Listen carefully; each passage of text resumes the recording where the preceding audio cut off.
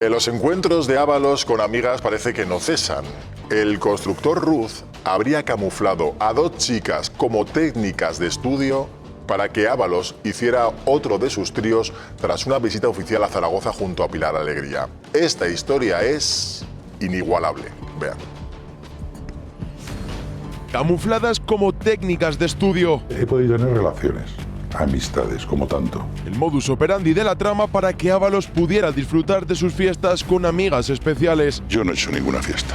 Según publica El Español, el empresario José Ruz habría sido el encargado de organizar el nuevo trío del exministro. Es que con dinero público es muy sencillo, para eso haría falta tener alguna tarjeta, alguna cosa, digo yo, ¿no? Junto con la ayuda de Koldo García, el exasesor que contactaba con las chicas y se encargaba del desplazamiento. Pues la que tú quieras. Juan Viernes y Carlota, toma por culo. Después de una visita a la Basílica del Pilar junto con la entonces delegada del gobierno Pilar Alegría, Ábalos necesitaba relajarse y en su vuelta al hotel le esperaba compañía. Si hubiera sucedido lo que algunos dicen que sucedió, lo hubieran sabido al minuto. En abril de 2021, solamente una semana después de su visita a Feijóo a Santiago de Compostela, donde se produjo otra de esas fiestas. Pero de ahí a llamar que eso es uso de la prostitución. Encuentros con prostitutas en viajes oficiales que no era la primera vez que se producían. Recordemos Teruel, donde nadie sabía nada. Jamás tuve conocimiento de ningún acontecimiento de ese tipo. O la cena con 6 prostitutas en el Hotel Wellington de Madrid.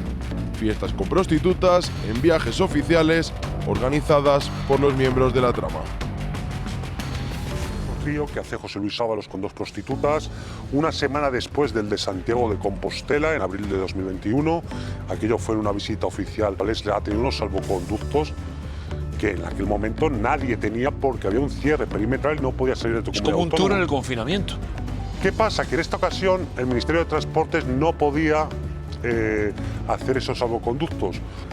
Decidieron que lo hiciera Pepe Ruz. Pepe Ruz es el constructor investigado en la Audiencia Nacional por haber cobrado, por haber pagado supuestamente mordidas a Koldo y a Ábalos. Y hay una historia que para mí es lo más desagradable que hemos publicado de todo esto, que hay un presunto consumo de sustancias en ese trío por parte de José Luis Ábalos, y se lo cuenta esta prostituta rumana llamada Rosalía a Koldo. Koldo se preocupa porque dice, ya sabes que no quiero, que tal. No, él si no le dicen no toma más. Es bizarra, pero no hemos visto el capítulo final, que para mí es el que más peso político tiene. Madre mía, pues si no hemos visto el capítulo final, ¿qué es lo que nos queda saber, Chicote? Bienvenido. Fin de fiesta termina, ¿no? O sea, pero esta falta. historia, pero que cuánta libido tenían Koldo y Ábalos. Pues mira, a mí esto de rebote me viene bien porque tengo un acto de conciliación que exigió Ábalos por publicar cómo se pagaban determinadas fiestas que incluían orgías. Es decir, yo no había contado lo de las prostitutas, sino cómo se pagaban. Esto ya había aparecido, no este episodio concreto, pero otros habían aparecido incluso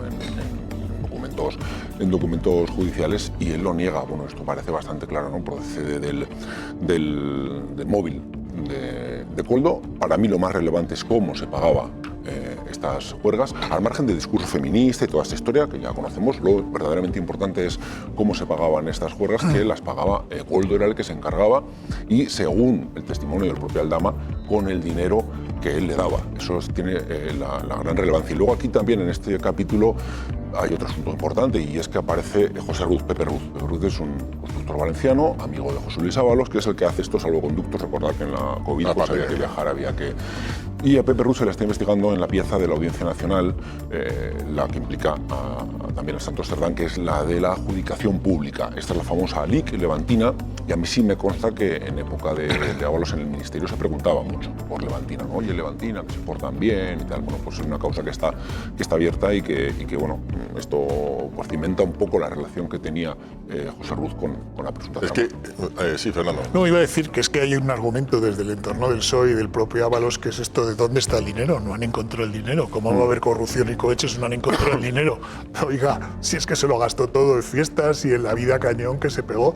De hecho, tiene toda la pinta de que estos empresarios que corrompían lo que hicieron fue encontrar el punto débil de Ábalos e irle engordando lo que él quería y pasarlo bien. Esto las cosas que han salido, pero pensemos en las cosas que no han salido, y es que aquí está el dinero, precisamente. Bueno, además del chalet y el piso en el que vivía. De todas formas, este ambiente pues eso, y mientras era ministro y número 2 del PSOE. Claro, es que mientras increíble. Pablo Iglesias contaba que los consejos de ministros lo veían soñoliento y decían, este es el que más trabaja de todo el gobierno, porque mira cómo llega aquí. Y había tenido trío. El ministro cansado.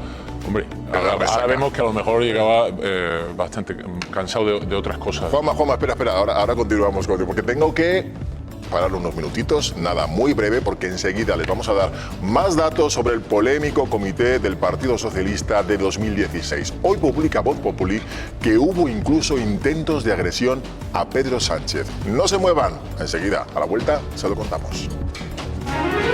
Porque hoy Voz Populi nos lleva de nuevo al comité fatídico del Partido Socialista en octubre de 2016. Ese comité que acabó a bofetadas. 2 dirigentes quisieron incluso agredir a Pedro Sánchez, cuenta hoy el Diario Digital. Manuel Marín, director de Voz Populi, muy buenos días. ¿Qué tal? Hola, muy buenos días. ¿Cómo es posible? Es como cuentas. Dime. No, te quería preguntar cómo es posible que hayamos tardado 10 años en saber que Sánchez tuvo que esquivar incluso un puñetazo de un compañero de partido.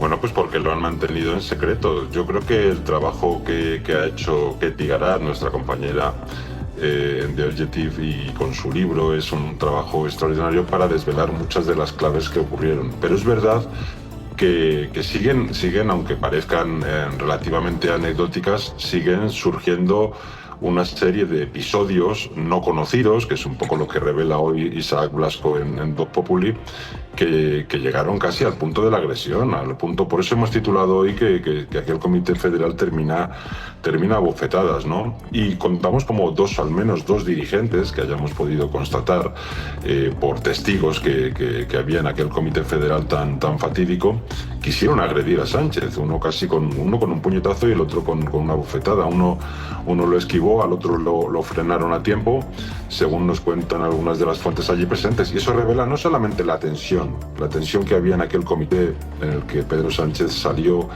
digamos, por la puerta de atrás del partido, sino que refleja, más allá de la tensión o de los nervios internos, refleja la ansiedad que había por la percepción cierta que tenían muchos de ellos de que se estaba cometiendo un auténtico pucherazo, ¿no? Y 10 años después no es lo que revele Ketty o lo que hoy hace público Voz Populi, es lo que dijo hace muy poquitas fechas, por ejemplo, García Page, ¿no? Sobre el intento real de pucherazo que hubo allí en aquel momento, ¿no?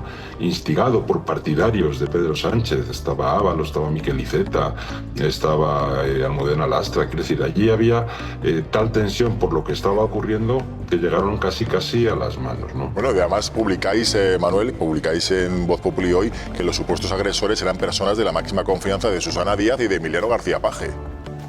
Sí, no los hemos identificado, adrede, aposta, precisamente por no señalar, ¿no? Pero eran del círculo íntimo, círculo muy cercano, círculo próximo, núcleo duro, que suele llamarse, tanto de Susana Díaz uno como de Emiliano García Page el otro, sí. Manuel Marín, gracias por ilustrarnos esta información que hoy nos ha dejado sorprendidos, estupefactos a todos aquí, aunque bueno, también te digo que este comité de 2016, esto que pasara pues cabía dentro de lo normal, ¿no? El vestuario del Real Madrid. Gracias, Manuel. Bueno, sí, el vestuario del Real Madrid, sí, es posible. Buenos días, gracias a todos. Feliz pradera. No descartes que esto del sanchismo hay todo un mito sobre el sanchismo porque tiene el poder, pero no descartemos que ahora el resultado en Andalucía yo no creo que vaya a ser tan inocuo como se está planteando y como dicen, ¿no? desde el sanchismo. está en el horizonte, un horizonte catastrófico en las municipales. Y esto son palabras mayores, ¿eh? Las municipales están jugando, los candidatos municipales, la implantación territorial del Partido Socialista se está jugando mucho en esas elecciones. Y el Partido Socialista andaluz no es cualquier cosa, es la fuerza centrípeta del Partido Socialista, el que ha tenido el anclaje nacional del Partido Socialista. Ojo con decir que esto, bueno, probablemente Sánchez sí se esmere en ello, pero vamos a ver qué pasa dentro del Partido Socialista si